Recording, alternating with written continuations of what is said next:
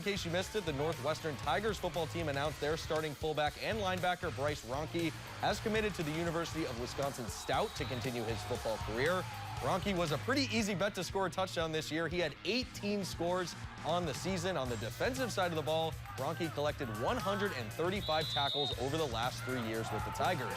And 2 of his teammates were named to the WFCA All-State Honorable Mentions list. Running back Cooper Lawton also won the Heart of North Offensive Player of the Year award with 1,300 rushing yards and 11 touchdowns.